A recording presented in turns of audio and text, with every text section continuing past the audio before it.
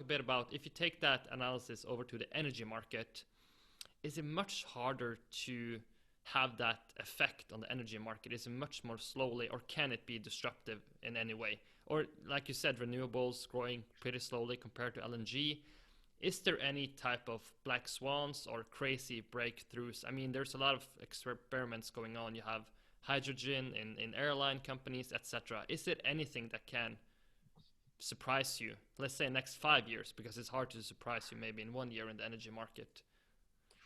Yeah, I think we are actually living in the age of disruption. So, you know, economist Schumpeter, he invented this word creative destruction. I think it was like in the 1920s or something.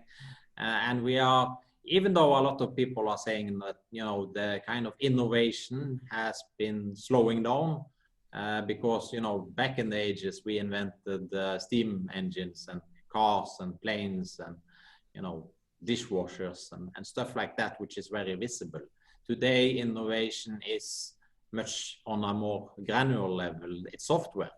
So like this Zoom, you know, it's not that visible in that sense, but there's a, you know, just take the example of the coronavirus. So once they had this virus, they were able to crack the DNA sequence very quickly. You know, remember we spent billions trying to be able to decode the human genome. So they are able to do this in like 2 weeks and spread it around the world to all the smartest people in the world. And they are then developing a vaccine, which usually take like 10, 15 years to create a vaccine.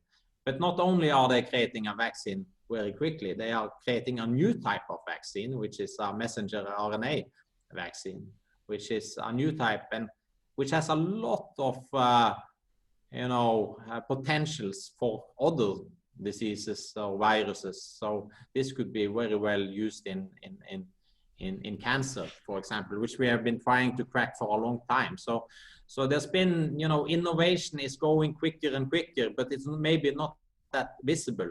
And certainly we will have disruption in the energy space.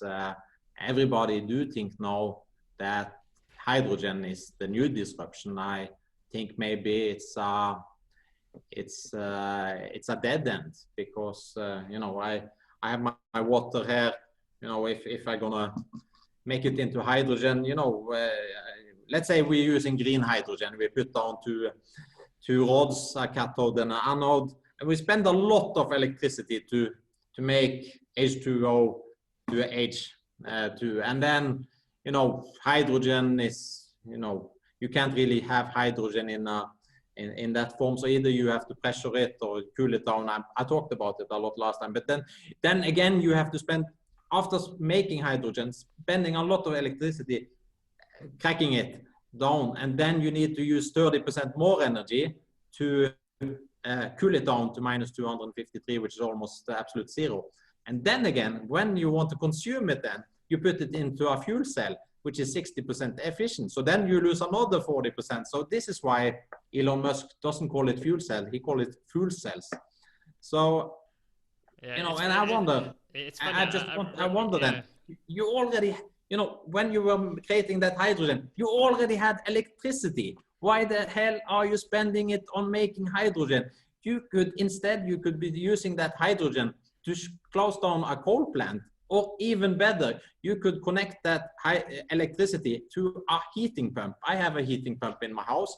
Every kilowatt I put in of power into that heating pump returns me about 4 kilowatts. So, that's a nice way of heating my house as well. So, you know, yeah, and then even in the space where it makes the most sense to have hydrogen, which is aviation, because of the weight of the hydrogen, they will have ships now, planes commercially ready by 2035, which is 15 years in the future. And then we are really thinking about using it on ships. But then you want to do something else. Then suddenly you made hydrogen. You want to mix in nitrogen to make a clean product, which is hydrogen, to a highly toxic product, which is ammonia. So it's, you know, there will be disruption. I just not really bought on the idea that hydrogen is what the product will be. And I think it would be much better having a carbon tax and let people find out what the product should be rather than bureaucrats in Brussels, which have probably not been much into the business environment.